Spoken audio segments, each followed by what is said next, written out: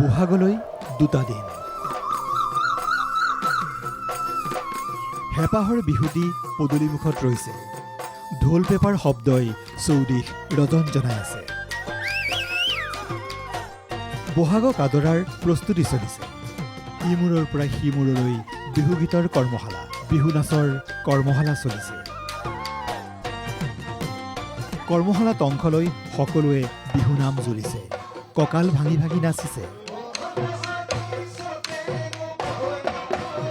আপোনজনক বিহুৱান এখন দিয়াৰ বাবে কোনোৱে যদি তাঁতশালত ব্যস্ত হৈছে, কোনোৱে পচন্দৰ বিহুৱান বিচাৰি বজাৰলৈ বাট বুলিছে।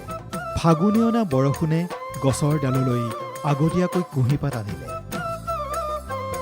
আহজ্যপাৰ কুঁহিপাতবোৰে বতাহত দুলি দুলি নাচি আছে। বিমৰ্ষ ফাগুনৰ ধূলিউৰি পৰিৱেশ আঁতৰিছে। বৰষুণে ধোঁৱা আকাশখন মুকলি মুকলি লাগিছে। বতাহত সজীৱতা আহিছে।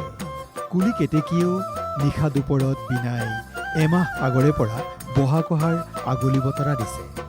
মুঠতে পৰিৱেশটো বহাগ বহাগ যেন হৈয়েই আছে। হয়তো নিৰ্বাচনৰ বাবেই বিহু লগা নাছিল অসমীয়াৰ গাত।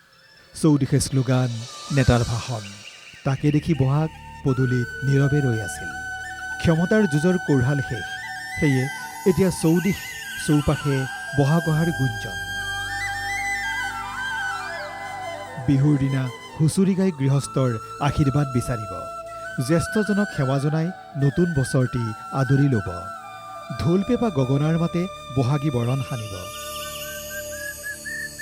বহাগৰ প্ৰথম দিনটোৰ পৰাই ৰাজ্যৰ প্ৰান্তে প্ৰান্তে বিহুৰ অনুষ্ঠান হ'ব। মঞ্চত শিল্পীয়ে গান গাব, বিহুনাম গাব। তথাপি যেন কিবা এক উদাস উদাস লাগি থাকিব। বিহু বুলি সকলো থাকিব, নাথাকিব জুবিন গাৰ্গ নামৰ সাগৰ সম সত্তাটো।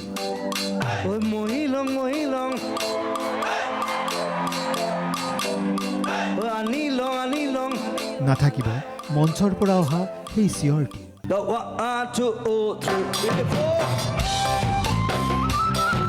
সেই সুৰ। জুবিন গাৰ্গবিহীন এই বহাগ যেন এক বিষাদ আক্ৰান্ত উৎসৱ হৈ ৰ'ব। কুশল কলিতাৰ ৰিপৰ্ট, NKTV+।